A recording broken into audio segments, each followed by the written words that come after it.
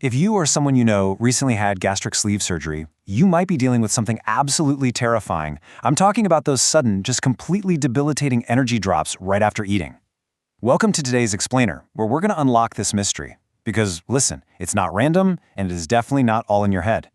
Let's dive into the actual biological solutions to these post-sleeve sugar crashes so you can finally take your power back. So why exactly does your energy just absolutely collapse after a meal? It's the central medical mystery for so many post-bariatric patients, right? You sit down, you eat what you think is a perfectly healthy portion, and instead of feeling fueled up and ready to tackle the day, you face a total physical shutdown. It's a terrifying experience. I mean, food is supposed to be your source of energy, not the trigger for a massive crash. We're talking severe shivering, extreme sweating, dizziness, and this sudden, massive energy crash anywhere from, say, 1 to 3 hours after you eat. If this sounds familiar, I really want to validate what you're feeling right now. It's visceral, it's alarming, and honestly, it can make you kind of terrified to eat at all. But here's the good news. This is actually a very common issue, and it has a precise scientific explanation.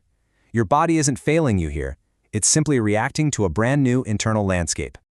So here is our roadmap for today. First, we'll cover the crash mystery. Then we'll look at insulin shock, the food order breaks, the golden liquids rule, the energy IV schedule, and finally, an emergency crash plan. All right, let's jump right into part 1, the crash mystery. Which brings us to part 2, insulin shock. What exactly is happening in there? Well, the exact medical name for this is late dumping syndrome, or reactive hypoglycemia. You see, post-surgery, your new stomach is incredibly small, and instead of acting like a holding tank that slowly, gradually releases food, it acts dangerously like a waterfall. Food basically just drops in and empties way too rapidly right into your intestines. This rapid dumping totally shocks your pancreas. The pancreas basically panics and pumps out a massive surge of insulin to handle it. And that huge surge, it sweeps all the sugar out of your blood, which leads directly to that severe crash you're feeling. Just think about how different foods interact with this new anatomy of yours. Sugary juices, they fly down that waterfall instantly. They hit the intestines with zero resistance, and boom, instant insulin shock. But complex carbohydrates that are packed with fiber, they act as literal brakes. They force this nice, slow, steady droop of sugar into your bloodstream, completely avoiding that whole pancreatic panic. Okay, moving on to part 3, food order and those stomach breaks. To actually stop these crashes from happening, building a perfect plate is absolutely crucial. You want to aim for about 50% lean protein, 30% vegetables, and only 20% starchy carbs. This highly specific ratio is going to build a strong physical foundation in your stomach to prevent that rapid food dumping we just talked about. But here's the real secret. The sequence of your bites is where the magic actually happens. If you eat your rice first, it digests instantly, dumps straight into the intestines, and triggers an immediate blood sugar crash. But if you eat your chicken first, well, that protein builds a thick, heavy barrier at the bottom of your stomach. So when the rice follows, it just sits on top of that protein barrier, which forces a slow, controlled digestion.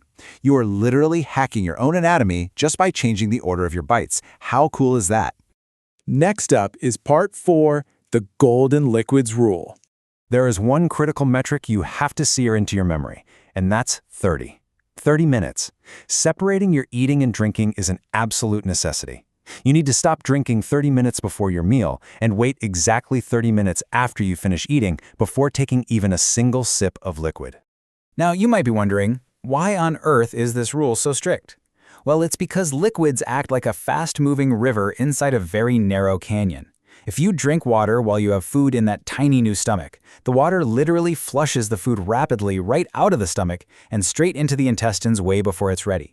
It acts like a giant slip and slide, instantly triggering the exact insulin shock and rapid dumping we are trying so desperately to avoid. You gotta keep the food dry in the stomach so it digests slowly. All right, let's look at part 5, the natural energy IV schedule.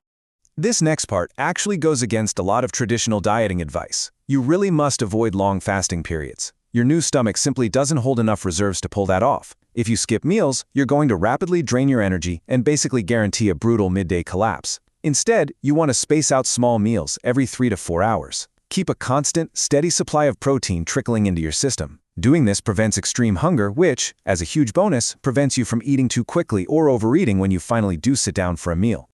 Which brings us to our final section, part 6, the sugar crash emergency plan. 70. That's 70 milligrams per deciliter.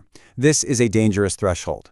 When your blood sugar drops below 70, and it's accompanied by that terrifying shaking and sweating, you really have to treat it as a medical emergency. This requires a very calculated, unemotional response. No panicking allowed here. And that brings us to a massive misconception. The myth that eating chocolate or fatty sweets is going to rescue your sugar crash. Please, whatever you do not do this. Look, I know the instinct is to just grab the absolute nearest candy bar, but the fats in rich sweets actually slow down the absorption of sugar. So by eating chocolate, you're actually trapping the very sugar you need to survive inside a layer of fat. That keeps you locked in that miserable crashing cycle for way longer than necessary. Instead, you need to follow a very precise 15-minute rescue protocol. Step 1, consume 10 to 15 grams of fast-acting glucose. Think diluted juice or glucose tablets. Step 2, wait exactly 15 minutes. Literally do not keep eating, just let the sugar hit your system. And then, Step 3, once you're feeling stabilized, you lock it in with a protein and fiber snack. A spoonful of peanut butter with a whole grain cracker is perfect here. This stabilizes your sugar without causing another massive, dangerous spike. Now, it's really important to remember that if you apply all these hacks, the food order, the 30-minute rule, the strict timing, and your blood sugar crashes are still persistent, it is definitely time for a medical consultation. Sometimes medical intervention or specific medications are just necessary to slow down carbohydrate absorption, and guys, there's absolutely zero shame in seeking out that clinical support. Let's look at this super powerful closing statement from the medical community. Stable blood sugar means a stable life. Mastering these small biological details isn't just about avoiding a dizzy spell. It's about taking total, absolute control over your energy, your mood, and your daily freedom. You absolutely have the power to outsmart your anatomy here. So I'm going to leave you with this. Which smart habit will you start applying today?